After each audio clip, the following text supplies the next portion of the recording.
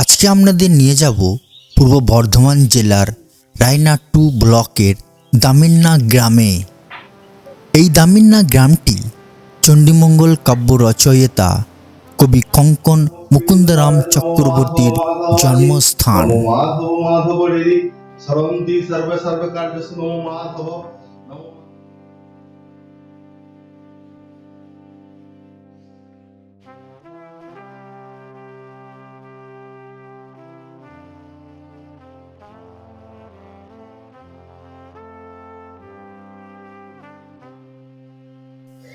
বর্ধমান দামিন্না বাসে বা গাড়ি করে রায়না হয়ে এই গ্রামে পৌঁছানো যায়।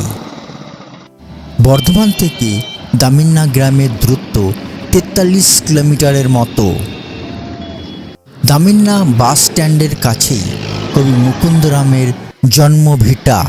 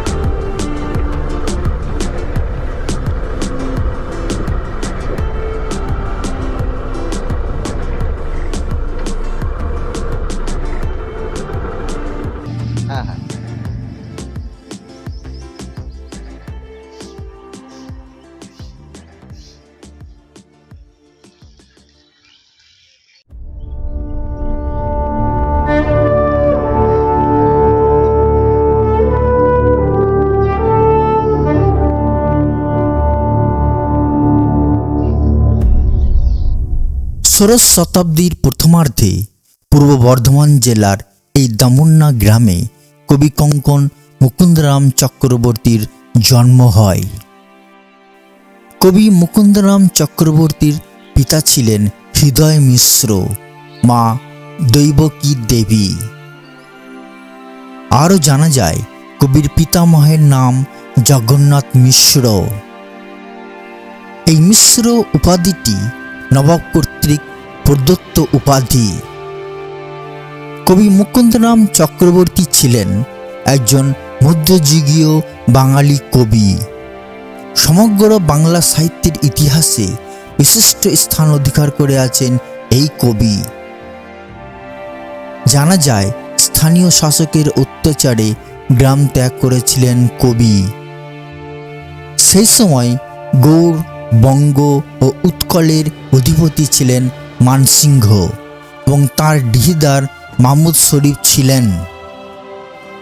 আনুমানিক 1575 সালে মাহমুদ শরীফের অত্যাচারে দামন্না ছেড়েছিলেন কবি।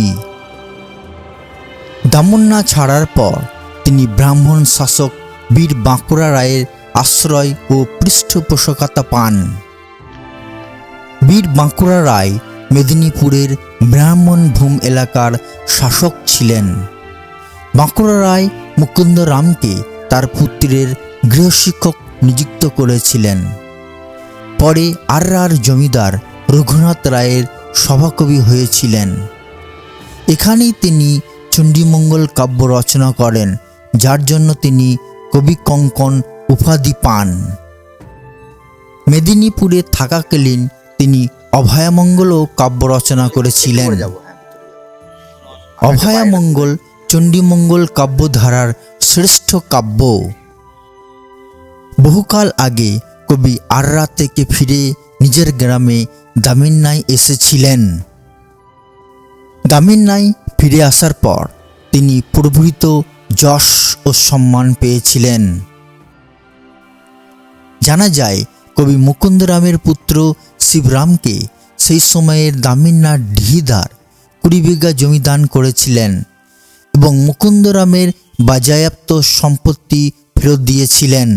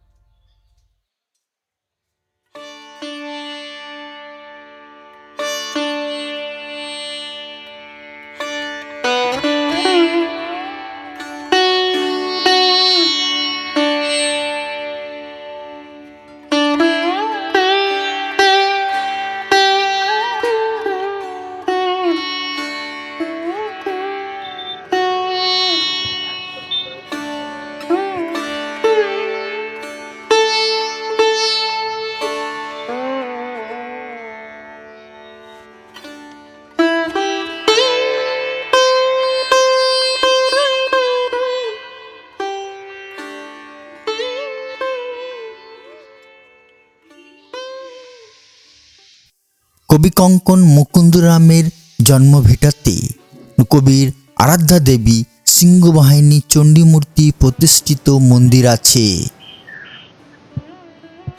চণ্ডী মূর্তিটি ধাতুর নির্মিত চতুর্ভুজা, উপরে 2 হাতে পদ্ম ও চক্র, নিচের হাতে ত্রিশূল, পদতলে সিংহ ও মহিষাসুর।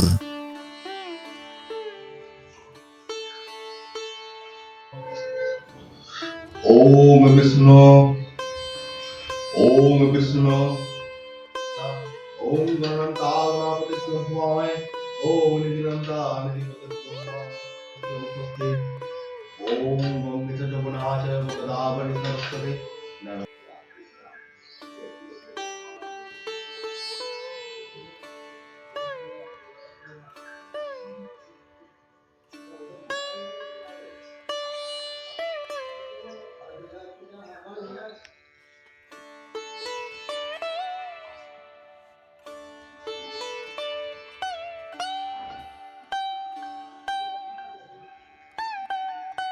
नमः सिंधु कावड़ी जला सुदर्शन गुरु ओम वासुदेव ओम कृष्णाय ओम नमो नारायण ओम कृष्णाय विष्णु नारायण ओम नमः श्रीमन कुचदार ओम नमो नारायण ओम भगवान वासुदेव मेरा दान देवते को ओम के अंत में आपते को मान ओम स्वस्ति ओम स्वस्ति ओम स्वस्ति ओम स्वस्ति ओम स्वस्ति रेंद्र आवर्तस्तो आस्ति रेंद्र विश्व वेदा ओम नारायण आपते को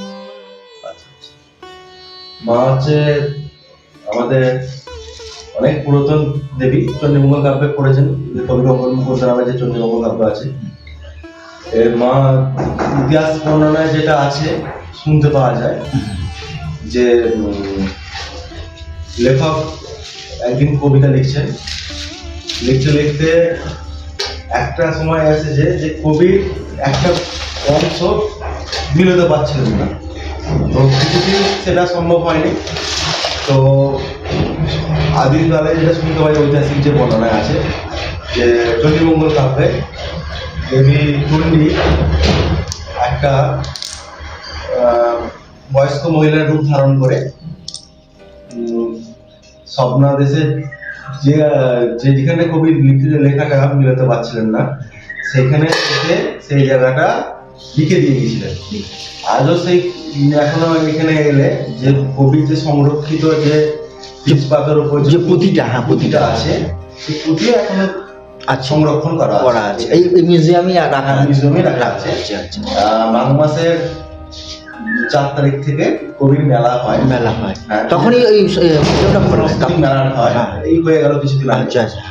মাঘ মাসে ওই 4 দিন যে পুঁতিটা আছে কবির সংরক্ষিত, সেই পুঁতিটা দেখানো হয়। আমাদের ইউনিভার্সিটি থেকে, বিশ্ববিদ্যালয় থেকে আছে, এখান থেকে বেঙ্গলি বিভাগে যারা আছে তারা সবাই আসে, স্টুডেন্টরা আসে, বা তাছাড়াও বাইরে থেকে অনেক যারা আসেন জানে কবিকে নিয়ে যারা রিসার্চ করছেন, বেঙ্গলি যারা রিসার্চ করছেন তারাও ওই সাংস্কৃতিক ঐতিহ্য বলতে যে পুরাতন যে ঐতিহ্য আছে কবি পুঁতিটা দেখানো হয়, এখনো সংরক্ষিত আছে। ওই 30 বছর পর লেখা পুঁতিটা এখনো আছে।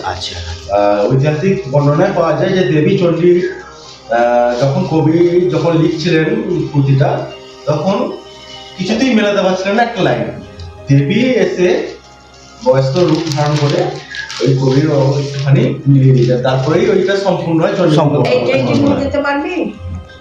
এই হচ্ছে আমাদের দেবী, এটা অনেক পুরাতন, উনি স্থাপন করেছেন। তারপর থেকে চণ্ডীমঙ্গল কাব্য বংশ পরম্পরায় আমরা এটাকে পূজা অর্চনা করে আসছি। দাদা আমরা পরিচয়টা একটু দিই। আমার নাম পার্থ ভট্টাচার্য। আচ্ছা, কবির বংশ। ঠিক আছে দাদা, ধন্যবাদ। আপনার সঙ্গে কথা বলে খুব ভালো লাগলো। নমস্কার।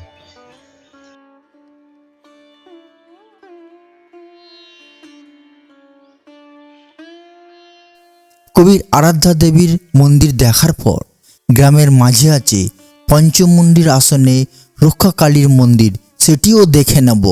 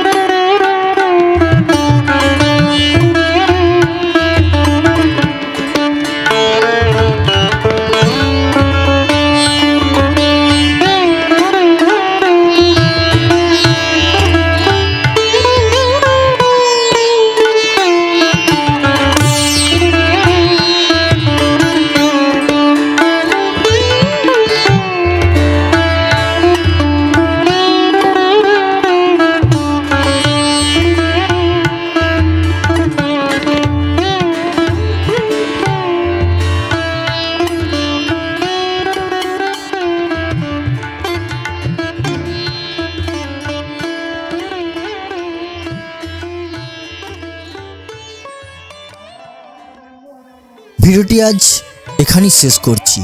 আমার ভিডিওটি যদি আপনাদের ভালো লাগে অবশ্যই বেশি বেশি করে শেয়ার করবেন, কমেন্ট করবেন, সাবস্ক্রাইব করবেন। ধন্যবাদ।